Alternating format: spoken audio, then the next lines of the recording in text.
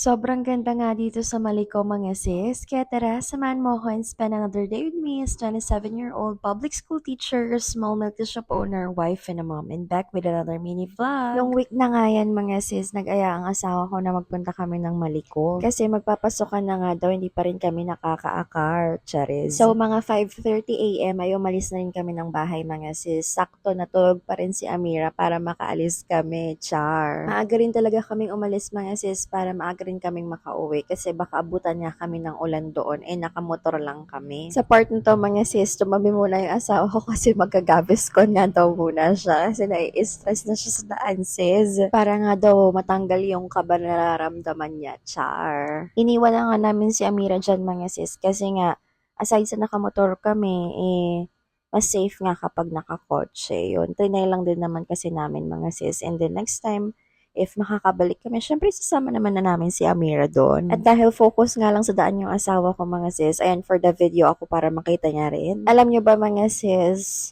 nung buong biyahe namin papunta ng Maliko talagang, dyan, nakangiti lang talaga ako kasi sobrang ganda talaga, as in. Pero yung asawa ko hindi niya na-appreciate kasi puro kalsada yung nakikita niya. Grabe mga sis, as in talaga, super relaxing dito. Actually, first time nga namin talaga pumunta ng Maliko mga sis. Matagal na naming balak ng asawa ko pero hindi natutuloy, ngayon lang. At dahil wala pa tayong drone mga sis, ayan, for the 0.5 muna tayo dyan. Actually, medyo risky nga mag-video-video mga sis kasi kung medyo mahihiluhin ka sa daan, talagang sobrang maliko talaga yung daan. And hindi na rin kasi talaga ako naka-video ng mabuti kasi natatakot nga ako baka mahulog yung cellphone ko. Syempre, bago kami pumunta ng Maliko mga sis, nag-search muna ako ng pupuntahan namin para hindi naman kami mawala. First stop pala namin mga sis ay dito sa Cup of Stories. Since hindi pa kami nagbe-breakfast, dito na nga kami unang pumunta. Kung galing kayo ng Pangasinan mga sis, makikita nyo to kaagad left side ito. Kasi nga nung nagpunta kami dito mga sis, parang wala akong signal, hindi ko ma-search. Kaya make sure to search muna ng mga places na pupuntahan ninyo bago kayo magpunta dito mga sis. Kasi may times or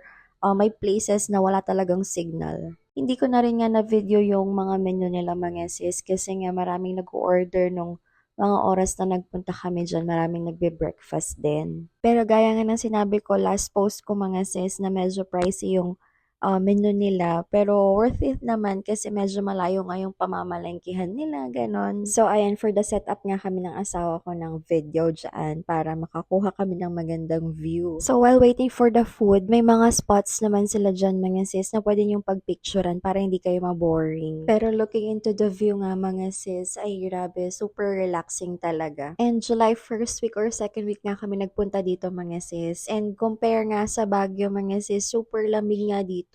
Kasi sa Baguio, tolerable yung lamig. Kahit na hindi nga ako mag-jacket minsan okay lang. Pero dito mga sis, kapag dinanggal mo yung jacket mo, ay dako, for the lamig ka. So what more pa kaya nung mga months na sobrang lamig talaga? Hindi ko alam. Pero super nice talaga dito mga sis. So, una nga pala nilang sinerve mga sis ay yung aming white chocolate mocha. Wala na nga talaga akong ibang alam na flavor na o-orderin kundi yung white chocolate mocha. Baka kasi pag ibang in-order ko mga sis, magsisi ako. Pero bago ang lahat ay for the picture nga daw muna ako ng asawa ko dyan. O diba? For the supportive yarn. O diba? For the nice view nga mga sis. Kaya sabi ko sa asawa ko ay ulitin niya pa. Kung hindi nga ako nagkakamali, parang worth 150 nga ata yung coffee na yan. Hindi ko na masyadong matandaan. Pero mga sis, worth it talaga kasi ang sarap-sarap magkape tapos ganyan pa yung view mo, 'di ba? Tapos may maritesan pa kayo ng asawa mo, charis. So, umorder nga lang ako ng isang coffee kasi nga pag